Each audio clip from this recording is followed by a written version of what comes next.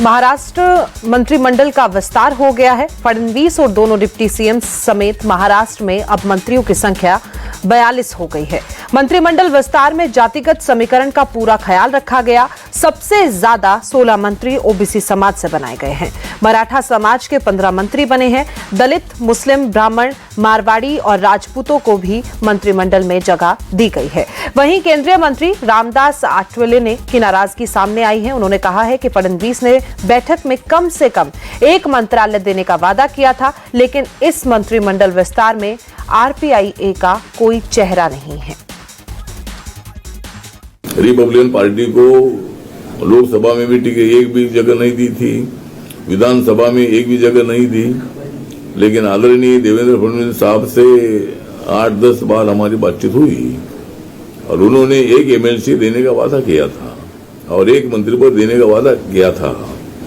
लेकिन अभी जो मंत्रिमंडल का विस्तार हो रहा है, इसमें रिपब्लिकन पार्टी का चेहरा नहीं दिख रहा है। 22 साल भी सरकार रही, उसमें भी रिपब्लिकन पार्टी का कोई भी मंत्री नहीं था। मुझे लगता है कि मेरे साथ गांव-गांव में मेरे पार्टी में लोग हैं, तो उनको कैसा मुंह दिखाओ, ये मेरे सामने सवाल है।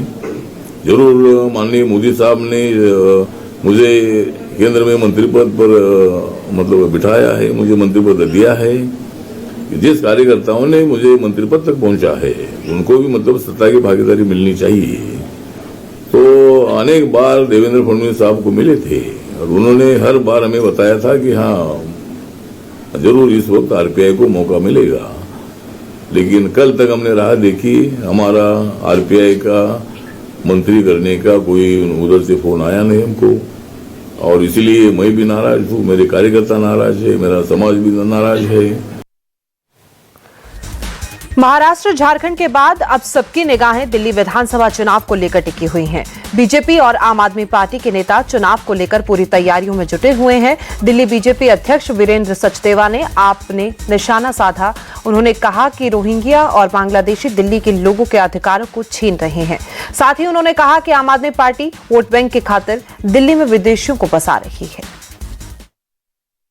देखिए, दिल्ली में रोहिंग्या और बांग्लादेशी दिल्ली के नागरिकों का अधिकार छीन रहे हैं और ऐसे अवैध प्रवासियों को दिल्ली से निकालने की जरूरत है, जिसकी मांग हम लगातार कर रहे हैं। दिल्ली दिल्ली वालों की है, दिल्ली देशवासियों की है, लेकिन विदेशियों को यहाँ बसाने का काम आम आदमी पार्टी करती है, तो उसका उन्हें जवाब देना पड़ेगा। Sir, one second, Hardeep Singh पुरी's reply on allegation Delhi chief minister Atishi बोली है कि he was either lying earlier or he was। Hardeep Singh Puri जी ने अपना स्पष्टीकरण पहले भी दिया है कि हमने एक भी मकान किसी रोहिंग्या या बांग्लादेशी को नहीं दिया है। आम आदमी पार्टी का भ्रम है, झूठ बोलने की आदत है, वो हर बार झूठ बोलते हैं और इसलिए हम कह रहे हैं कि एक वोट बैंक के रूप में रोहिंग्या और बांग्लादेशियों को बसाने का काम आम आदमी पार्टी करती है। तो वहीं छत्तीसगढ़ के बस्तर ओलंपिक 2024 के समापन समारोह में गृह मंत्री अमित शाह ने शिरकत की।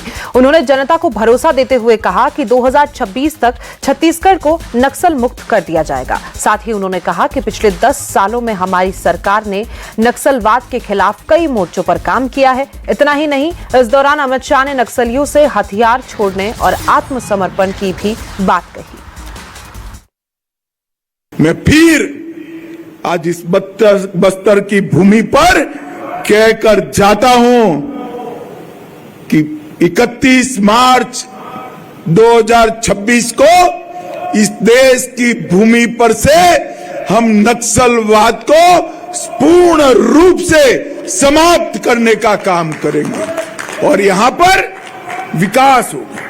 मैं बस्तर के युवाओं को, माताओं को, बहनों को कहने आया हूं, सारी महतारियों को कहने आया हूं, मेरी बात ध्यान खोलकर सुन लो। मैं चित्रकूट में रहा हूं। अगर नक्सलवाद समाप्त होता है तो कश्मीर से ज्यादा पर्यटक हमारे बस्तर में आए। इस प्रकार का कुदरती सौंदर्य मां दंतेश्वरी ने बस्तर को दिया है।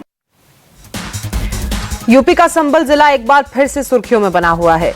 बिजली चोरी और अतिक्रमण हटाओ अभियान के दौरान 46 साल से बंद पड़ा शिवजी का मंदिर फिर से खोला गया, जिस पर सियासत फिर से तेज हो गई। सीएम योगी आदित्यनाथ ने भी संभल मंदिर को लेकर बड़ा बयान दिया और पूछा कि संभल में प्राचीन मंदिर क्या रातों रात बन गया?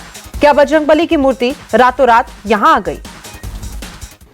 कल संसद में संविधान पे चर्चा हो रही थी, लेकिन मुद्दा संभल का उठ रहा था। और संभल में इन्हीं के समय में 46 वर्ष पहले जिस मंदिर को बंद कर दिया गया, वो मंदिर फिर से सामने, सबके सामने आ गया। इनकी वास्तविकता को सबके सामने प्रस्तुत कर दिया। याद करिए ना, क्या वो संभल में इतना प्राचीन मंदिर क्या रातों रात प्रशासन ने बना दिया? क्या वहां बजरंगबली की इतनी प्राचीन मूर्ति रातों रात आ गई?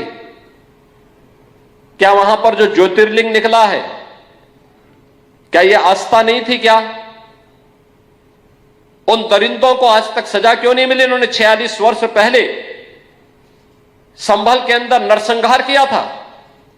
क्यों नहीं चर्चा होती संभल में उन लोगों की, उन निर्दोष लोगों की? क्या क्या कसूर था उनका, जिनकी निर्मम हत्या संभल के अंदर आज से 46 वर्ष पहले हुई थी?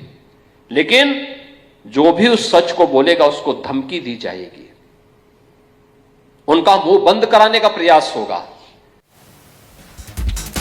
संभल मंदिर को लेकर यूपी के डिप्टी सीएम केशव मौर्य का भी बयान सामने आया। उन्होंने कहा कि संभल में हनुमान जी और शिव जी का मंदिर 4 दशक से अधिक समय तक बंद रखा गया था। भय का माहौल बनाया गया और हिंदुओं को पलायन करने के लिए मजबूर किया गया।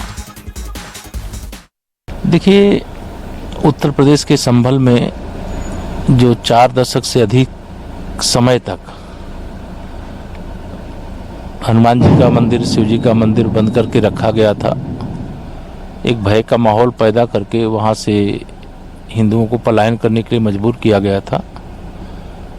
वह खुलने के बाद जहाँ लोगों में खुशी है और विश्वास है, वहीं दूसरी ओर ऐसा लगता है कि इस प्रकार से कहीं पर भी कोई घेर करके, बंद करके, भय दिखा करके उत्तर प्रदेश में मंदिर हो या कोई अन्य धार्मिक स्थल हो, सार्वजनिक स्थल हो, किसी को कब्जा करके, छिपा करके और लोगों को वहाँ जाने से रोक करके कुछ किया है, तो उसको पता करके, ये कोई विवाद का विषय नहीं है, लेकिन जहाँ भगवान है उनका भोग लगता है, जो सार्वजनिक स्थल है उसका सार्वजनिक रूप से उपयोग होता है।